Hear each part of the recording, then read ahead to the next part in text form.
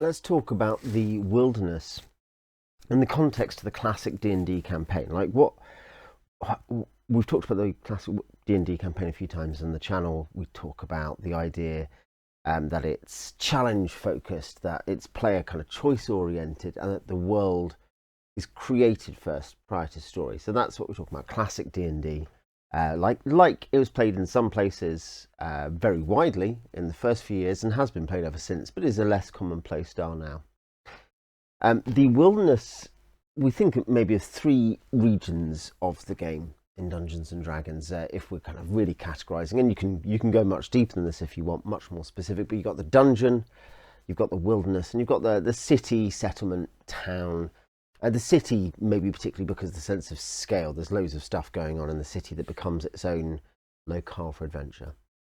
And the wilderness is an interesting thing. That the wilderness is not where you start in the kind of the vanilla, basic first level. You're doing your kind of cool tutorial level of D&D. That's the dungeon, and the dungeon is this closed environment, and it has its own kind of rules and logic, and even has subsystems that are different to other parts of the world. But that's the dungeons part. I mean, the dragons can be in the dungeons if you like. But then you have this wider world, and the evolution of Dungeons and Dragons kind of represents the to and fro with this, but the wider world beyond the dungeon. And I think it's worth just saying, the thing I find really interesting is in the early days of D&D developing out of, amongst other things, Braunstein's kind of big mega games, we call them now, like big war games with increasing amounts of role-playing elements.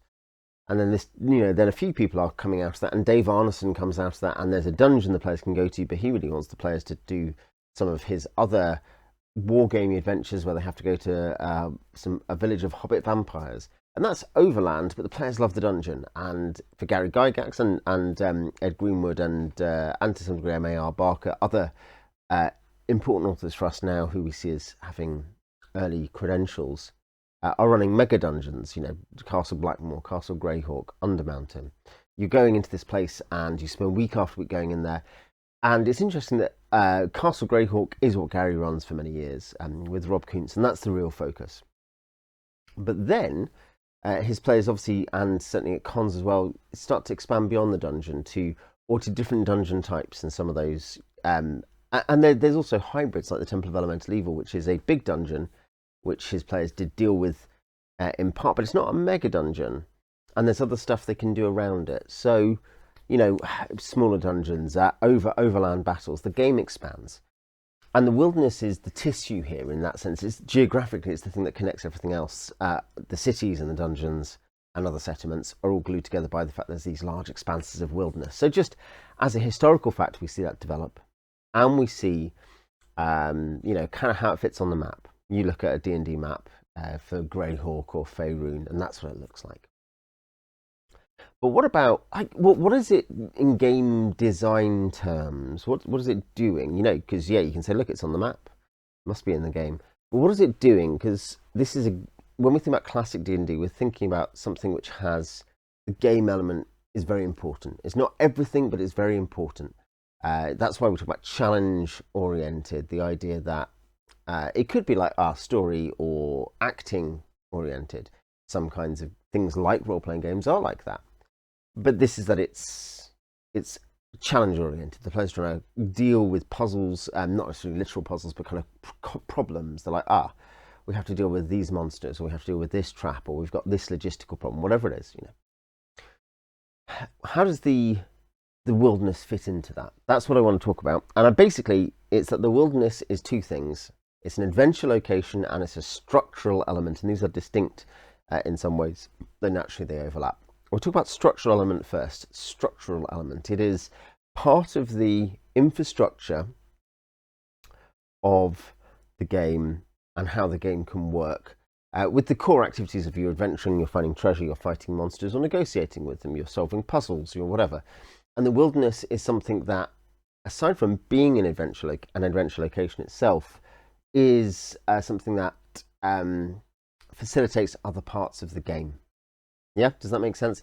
In that sense, the dungeon may be seen as the primal element, but the wilderness, and this is something, by the way, you see the dungeon must be the primal element in terms of chronological progression, because the wilderness is much more dangerous than the first level dungeons that TSR published, that you see other companies publish in the same period, and you see with old school Renaissance revival authors in more recent decades.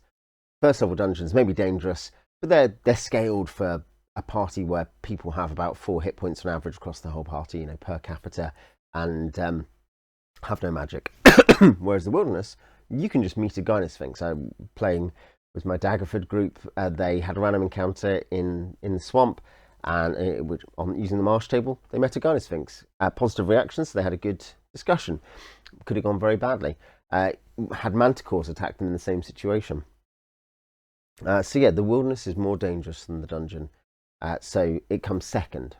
But it provides things for, even if you're only wanting to go between dungeons, it provides certain things. So I've got 4 structural things it does, basically, that the wilderness does. The first, and this is the most important in most respects for most people most of the time, and it gets integrated into adventures like this. The wilderness provides costs and dangers. That is to say, you could, let's say, the moat house in T1 Village of Homlet by Gary Gygax is an hour away from Homlet. It's quite close. There's not loads of danger. You can leave your food behind. You're not going to camp there probably, and if you do, you only need 1 ration each or whatever. You don't need a complex logistical setup. It's quite easy and cheap to go there. The dangers, if you're rolling an encounter, it'd be 1 encounter. Technically, players could game that if they know the time of day table in the first edition Dungeon Master's Guide, but the point is, you assuming not, they need to roll 1. It's probably a D12 or D20 you're having them roll as well. So it's fairly low risk activity because they've got a 1 in 12 or 1 in 20 chance of an encounter. And then they go to the moat house and they fight stuff. And they're like maybe 2nd level. Other things might be a lot further away. So sword thrust. I was going to say, I do have T1 and sword thrust with me. I was going to say that's T1 to 4. T1 is in a pile of campaign documents there. T1 to 4, so that's that. A different adventure that uses this differently at times and costs is sword thrust, where you need to go to a mountain, and so you have to prepare for that, and it limits your ability to return, and there's encounters to and from the mountains, and the mountains have environmental conditions. So it's costlier to go to sword thrust, to the adventure location of sword thrust, the Titan's Crown. You have to be prepared for whatever the cost or danger is of travelling and traversing the wilderness to go somewhere else. You're like, oh, I want to go, look, I want to go to this dungeon. We should go and do that. But it's going to take us this time. We need to camp there because we can't just travel backwards and forwards. We need to take bearers. We need to take guards. We need to take, any people to repair our stuff even. Who knows? Depends on what you're doing. Depends on where you're going. Depends how long. We need to take food. We need to have plans for food. We need to be strong enough and numerous enough, because if there's like 10 guards, then we're a lot safer than if there's just 5 PCs or something, 6 PCs. If it's 6 PCs, 10 guards, and 4 bearers, then some dangerous encounters might avoid us, where they might attack us if we're only 6. Or vice versa, these things can work differently. But the point is, you've got to know you're strong enough. We're first level, we can't travel 400 miles through loads of dangerous country to get somewhere. We're just going to die. So we can't do this thing, but we could do this thing. So it just creates, it's a sort of, in that sense, you could RNG it into the encounters, I guess, like Baldur's Gate does. You don't actually travel through the wilderness, you just get an encounter if you get an encounter and the time passes. But the point is that it creates costs and dangers about where you go. Baldur's Gate is not a bad example for that, actually. Time is a cost as well, and that may matter in some very specific pressured situations. Chiefly it matters, let's talk about time records. The wilderness is a way of actually measuring time costs, because the dungeon tends to be quite time cheap. You go there, my party's gone to the moat house, lost a member injured, took him home, came and has gone back the next day with 2 extra people. Because they're like, look, let's just clear this place out. This is our 3rd delve or whatever. We need to just clear this place out, they think. And it's close, whereas if something's further away, it takes longer. And now, if you're running a single party, everyone has 1 PC. My PC is Bob the Wizard and your PC is Jim the Fighter. Then actually, that's though there may be there might be reasons to do with the dungeon that time matters. In T0, for instance, which is by Joe Block, Greyhawk Grognard, which is connected to T1 to 4 prequel. In that he has reinforcement schedules every 7 days, I think it is. So I think it's in this module, because that's what I did, and I'm very sure I got it from the module. Every 7 days, someone extra turns up to reinforce if there's been losses to a bandit crew. So you need to know how far away things are. So even if there's only one person, then you need to know the time. And so time records matter for some adventure designs. But they matter much more, if you have multiple characters. And this is the context in which Gary Gygax chiefly talks about time records, and so he literally mentions the issue of the kind of traveling in the wilderness and stuff in this context in the first edition DMG, because it might be that it was traditional then for a few reasons. I think there's one reason is people are playing a lot and they're doing different adventures and different crews and delves are going down, and then as the campaign world expands, people start going off to different places, and so it's important to know, because you're playing so often, and because you might be in different adventure crews, who's where and when, and that is still the case now functionally, though we are less likely to be dealing with we're playing like 3 times a week kind of situation with a large cast of like 15 regular players. My open table game, we have 10 regular players, but we only play every other week, so we don't have the in real life time pressure. This is stuff to do with 1-1 time comes in here, by the way, for those. I'm not dealing with that here, but for those interested, Gary's concerns are about like, how do you run this particular social dynamic with this particular set of people. Now, we don't have all of those factors, but we can still have a thing where, and this is what happens in my games, people have stables of characters, people are in different places doing different missions, and most of my players like that. I think occasionally I found players who don't care as much. They're like, fine. But I think players like making characters, players like seeing different parts of the world, players like, and the sense of the world expanding around them, and then being able to pursue multiple opportunities is people like on the whole. And in that case, you need to know where people are, because then they can't go to do the other thing. And you've got to choose which resources you send, do you have enough high-level characters or mid-level characters, whatever it is, to go and do this? Yeah, you can take some kind of first and second level guys as backup, but you need your mid-level, you need your 4th and 5th level guys to go and be the main force. That kind of logic. You get my idea. And a particular situation in my experience where this has mattered is for various, basically 3 parties had ended up in the north of the world out of 4 parties for different reasons. One was going north because eventually they wanted to go to another location even further north after overwintering in Waterdeep. They wanted to go to Icewind Dale to commission some powerful magic armor and stuff from a famous smith there. But they had to overwinter in Waterdeep. And around the same time, and they met this other party actually in Baldur's Gate, because that's where they shipped into, another party had been doing stuff in that region, had been to the Titan's Crown with sword thrust, had gone to Candlekeep, had fought giants, done G1, and and then some of that group of the new merged group split off using plane shift to go to Waterdeep and started adventuring in Undermountain. The remaining guys were training in Baldur's Gate because they had training there, and so that was what they did. People kept training in one area and they moved to another, and now the rest of the group is coming to join them via their genie ally. And another party has been travelling the plains, doing some stuff via Waterdeep, but they are 40 days ahead, so they're not in the same place at the same time as these other 2 groups. So these other 2 groups are forming up a party to travel through a snow zone. It's going to be a challenging adventure, but travelling through the snow to get to a microclimate forest, which is a lot warmer, to do some stuff there. That's a few hundred miles away. But they can't draw from the third party in that region because there's a 40-day difference. That's 40 days in the future. That party is, because their adventures on the plains were separate, we ran those. Now that party is time locked. So wilderness and space and the distance to travel to different places will affect stable play. And I think stable play can be quite important in D&D. So costs and dangers, and connected to that, but also to do with party dynamics, time records. And also things that time records, also healing, training, things like that will affect that. But the wilderness in distance is maybe the single biggest factor I find that affects that. There are some bigger meta concerns where you need to know distances. So what the wilderness is as a structural factor matters. And these can feed into adventures too, but an obvious one there is armies. You know, how far will it take? You're not just talking about the party, but you're talking about like, where are armies moving if you get into that, into a situation where you want to move armies around and fight battles. And this is the least important in some respects, but it's still important because players are playing a fantasy adventure game if we're playing D&D.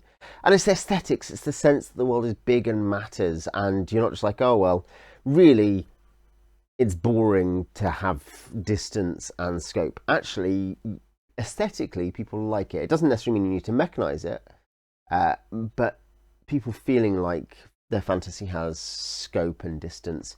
A lot of people enjoy the environment more, the aesthetics of the game more, if that's the case. So the wilderness is a structural element. It has really important structural contributions to do with cost, danger, time records, and then there's some other minor things. But it can also be an adventure location. Now, obviously you could say, well, if I'm going in the wilderness, I'm on an adventure, so it is an adventure location. That's not what I mean. What I mean is, when the wilderness itself is gamified in a fairly specific way, or specific set of ways that allow you to, that specific wilderness has specific dynamics and challenges and connects. Whatever. We'll talk about that a bit more. But just for example, here's an example one. X1, the Isle of Dread by Cook and Moldvay, comes with this map. And this is the map of the Isle of Dread, and there's some sub-maps too, but there's 24 locations, something like that. They're keyed locations. They're on this map, and you can go between them, and they're like 24, 30 miles apart or whatever. And there's wilderness encounter tables, and there's particular dynamics and particular zones in the wilderness, and there's a way in which it's kind of hard to say, because you could say, well, surely any map, as soon as you put hexes on it, is the same. But Isle of Dread does particularly design things with it, which we'll return to. Just to give another example, you at Golden Voyages, you're trying to find out about a mystery spread across various islands in a Sinbad-style adventure. So you're travelling the sea doing that. And so the wilderness is an adventure location in itself, where you're not just rolling dice and moving because you have to go. We want to go somewhere else, so we need to do that. And there might be some fun adventures on the way. There might be some random encounters that are fun. There might be a village with some extra rumours. That's one thing, is if you have the ability to detail a world, or you have a fairly detailed world, then even kind of stops on the way between places are going to become more interesting. But what I'm thinking more, where you perceive the particular wilderness itself as almost a semi-fixed zone or area, which is the area of the adventure. And there's a few reasons that the wilderness you want not just a dungeon, or a big dungeon even, a 10-level dungeon, but you want the wilderness, and there are different wildernesses, but we'll talk about that as well, the wilderness as the adventure zone. Some stuff, this is a minor one, but also matters in terms of the scope and capacity to do stuff, and particularly as you get into high levels. But it's a 3D environment. Flying matters, flying dangers matter, and so that's an element that can go into an adventure. What if it is something where it's a 9th level adventure where I'm thinking there's a story seed in Nightwolf Inn by Anthony Husso. Go and look at his stuff on Gumroad. But yeah, he in one room of the Nightwolf Inn, the Cerebral Cliffs, on this other world that you can go into. One of the story seeds is the kind of Vikings who live there, the 10th level Vikings, 9th level Vikings who live in this castle, and they're trying to colonize this area, want to capture wind steeds, and you can go with them. So you're like, okay, that's an adventure which is 3D, and it matters that you're in that particular environment.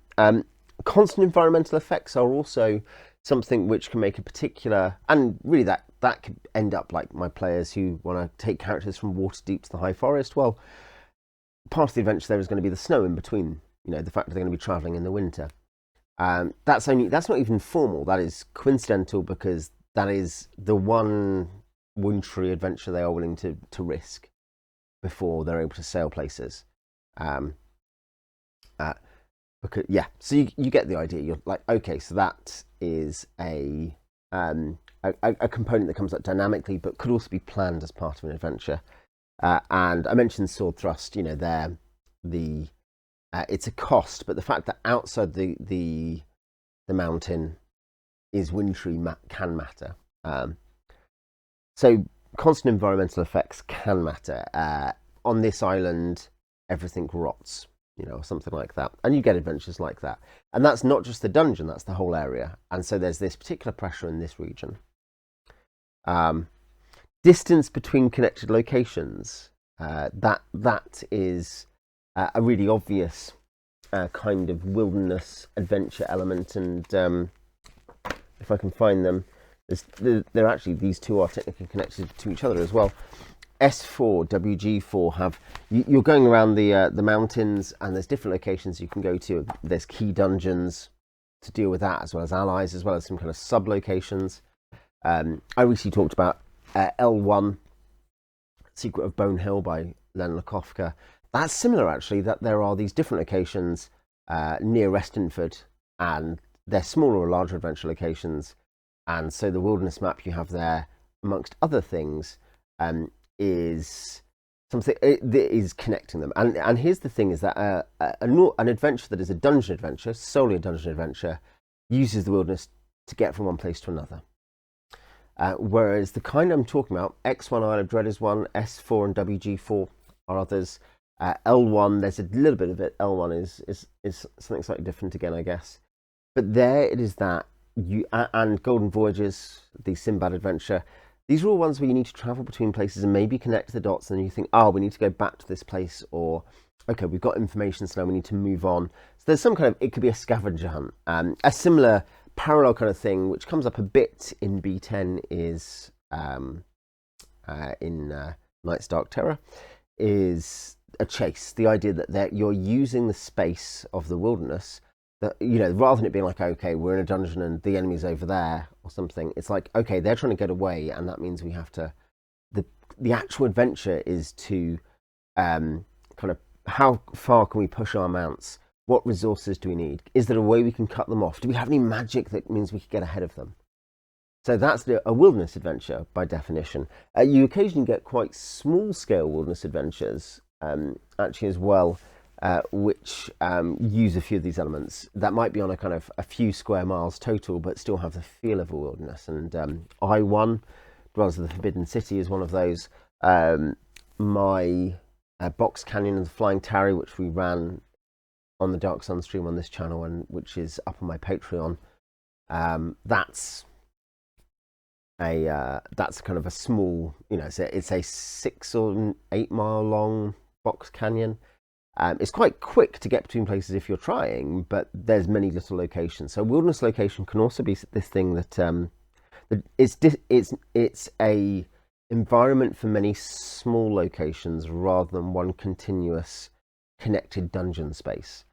The dungeon space connects the different locations via corridors or tunnels or whatever. So, okay, the kobold base is over here, but maybe we could negotiate with the kobolds to go via that to sneak up on the dragon who terrorizes them from this side, or we can go this way to get to the dragon, and this is through these tunnels. Whereas in the wilderness, you're like, okay, we can just kind of walk around. The 3D environment comes in, we can fly up. Maybe the river is not like a wall. The river is something we could be able to cross to get to the stuff on the other side. It's a much more liminal and polymorphic environment at lower levels. In a funny way, that's actually a way in which the dungeon is quite a hard, except for very specific pre-designed ways through, is a very rigid environment, because the players can't get through walls until they get to high levels and they start getting, passable rock to mud. Whereas the wilderness environment can be for mid-level parties, something where there's lots of little locations and they can work out their ways between them and explore what they like. So yeah, you can have lots of different kinds of adventure which take place in the wilderness, where the idea of the space of the wilderness is a big thing. Now, you might well customize in such an situation. You might customize the encounter checks much more specifically than if you're just like, okay, they're traveling from A to B through the wilderness.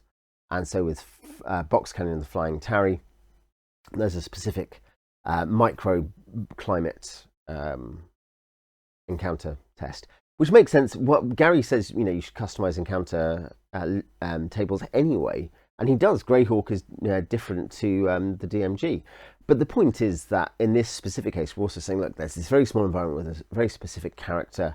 It's going to make sense to have certain monsters, and you might then change the frequency.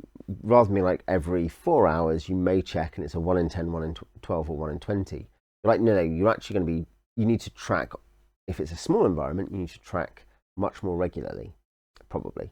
But that might mean it is always very small chance, or it might mean you're like, no, this is quite densely populated. It's a higher chance than just in the rest of the world. Anyway, you get the idea. There's all these different environments. There are ways you can use the wilderness environment, not just as a structural element, but as an adventure element that creates space for player decision. Do we go this way or this way? Do we solve this problem? Challenge oriented. Do we solve this problem in this way or this way? And I suppose in terms of world first, the structural element is the aesthetics and the costs and dangers and time records, or the reality, as it were, of the wilderness.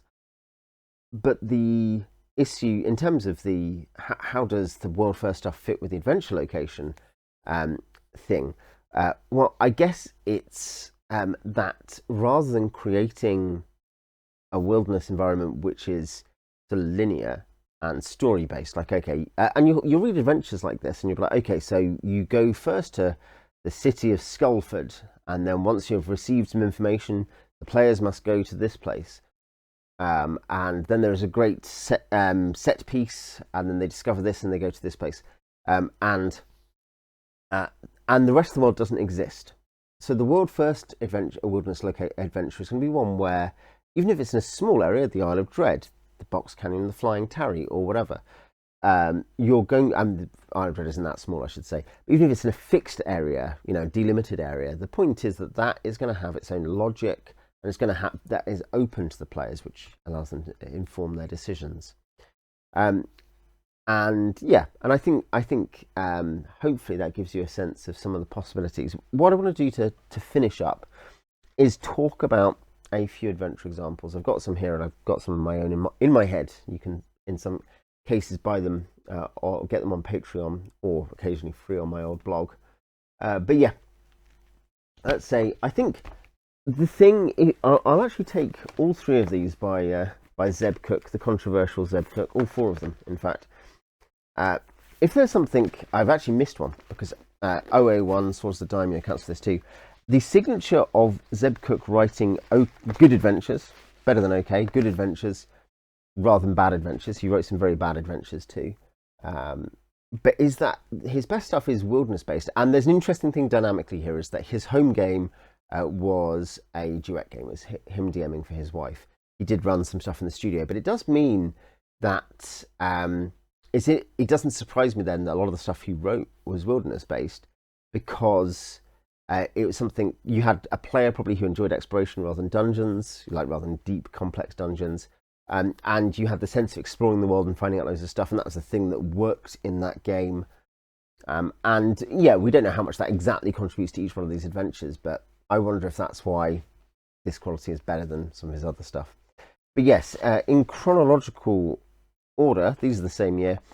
Isle of Dread with Tom Moldvay as well. Here, it is a wilderness adventure. There is a dungeon. The dungeon on Taboo Island is not very big. It's a couple of small levels, and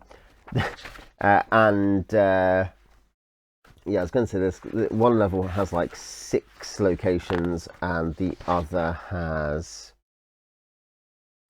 8.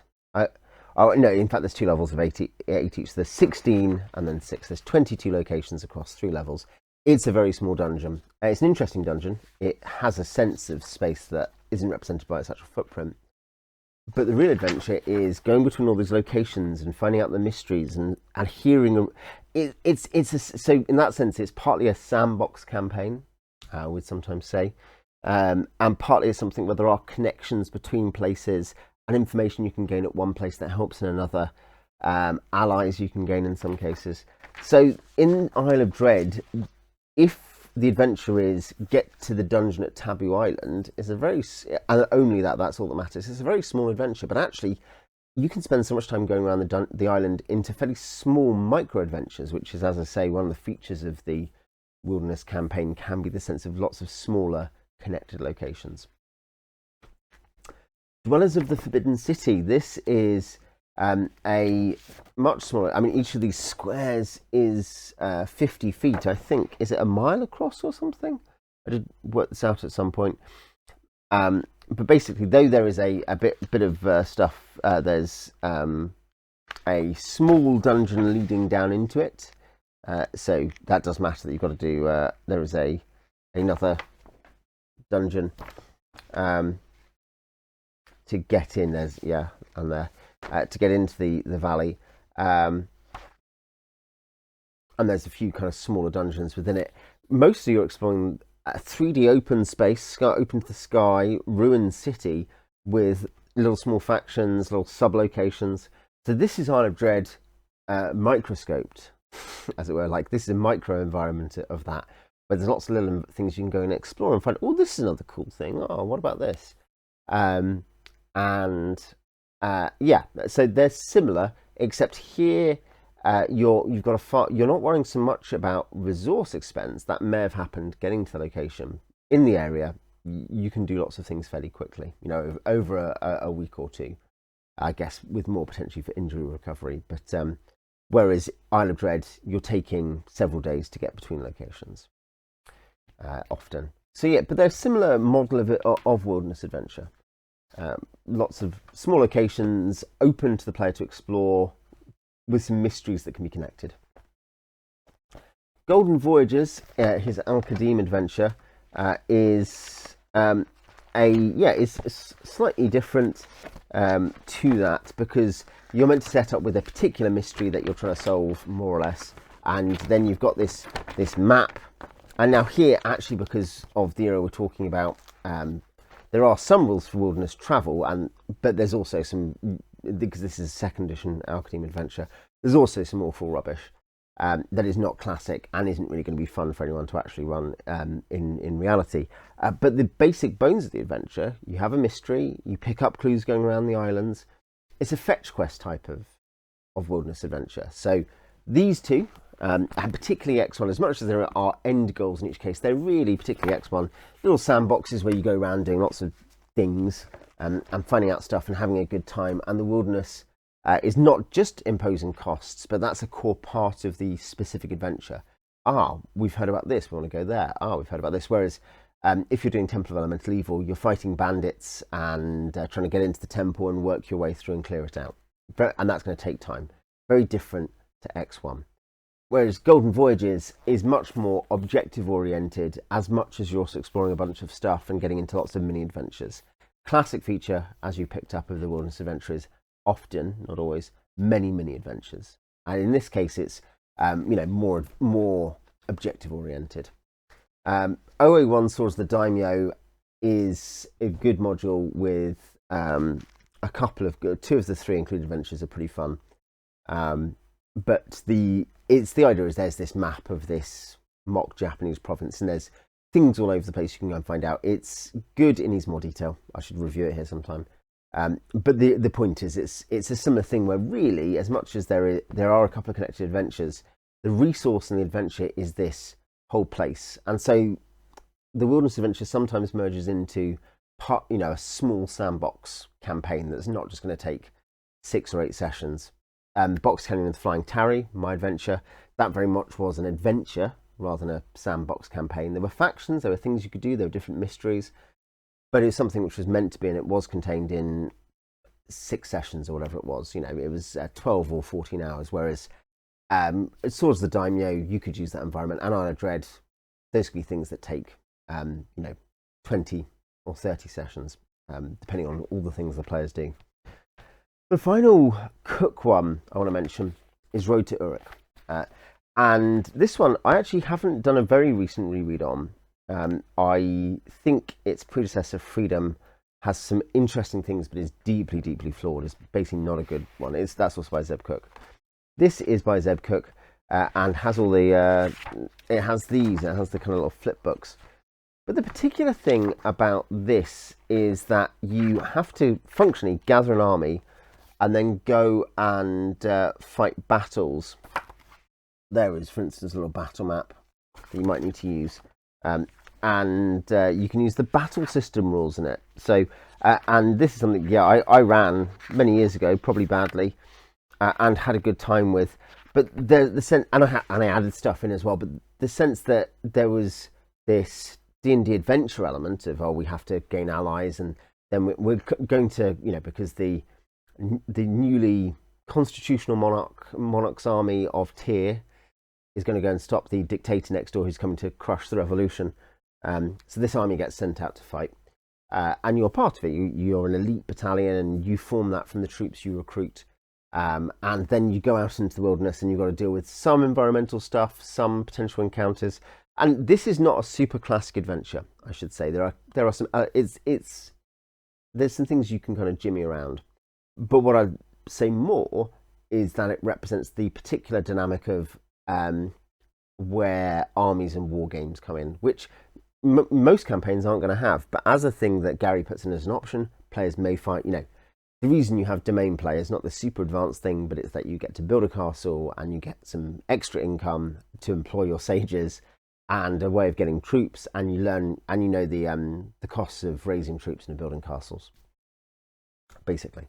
So in that case, the wilderness there, this is a good example of, in a mostly pretty enjoyable way, the sense that the distance, albeit in a semi-abstract way in this module, matters.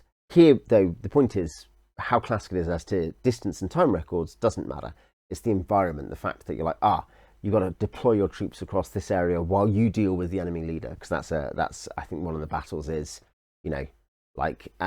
there's a tough enemy leader and most of your troops are much too low level to deal with that, and there's all these enemy troops. So you've got to get a plan where your troops can do it, or more likely you do it, for the sense that the environment of the wilderness matters for setting up that adventure.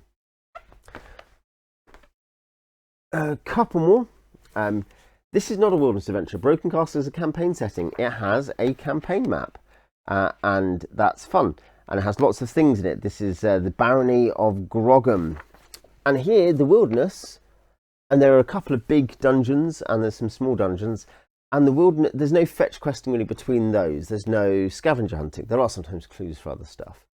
And you might progress. But there, the wilderness is functioning in a much more traditional, structural way rather than being an adventure. So just because something has a wilderness map doesn't mean it's a wilderness adventure. Similarly, there's a bit of a... This one's complicated. D1 to 3. Some of my favourite Gary Gygax adventures.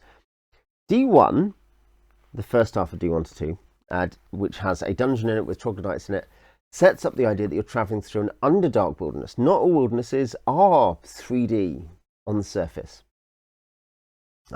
Some are super 3D, so travelling through Spelljammer space is 3D all the way around. But the point is that D1 has this strong sense of, here's this wilderness map. Here's a way of generating many different caves. Like you can match up your caves in different ways for different encounters. And there's set encounters in certain areas on the map. And then you're going to be rolling random encounters elsewhere, which will produce extra stuff. This is kind of in between these two. On the one hand, basically, and this is similar to some of Gary's other wilderness, things that have strong wilderness adventure elements, S4 and WG4. I don't think in any of these he fully weaponizes the wilderness in the way that X1 does, or in a very different way, aesthetically, Road to Uruk does, or Golden Voyages.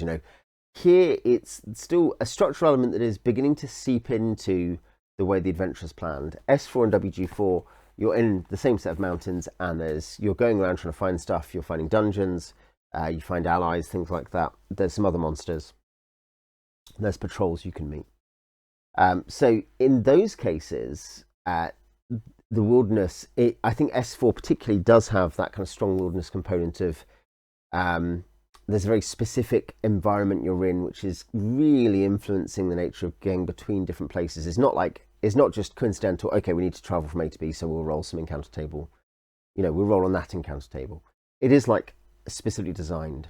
D1 to 2 is similar, but because there is the map, basically the core area of the adventure is linear between locations. Just to show you here, you can see the shaded area is what you get in D1 to 3, and that's what you get detailed. And the kind of the small critique there, it's not a critique, I mean, they're great adventures, but it's a statement, is that what that means is that these this is really something where you're meant to go up one of a fairly few paths and then get to the other locations further along.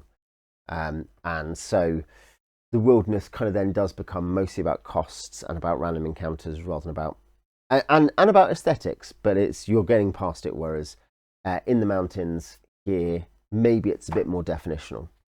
But yeah, D1 and D2 have an element to that. D3, of course, eventually after a small bit of extra wilderness you get to a city, and that's where the rest of the adventure happens.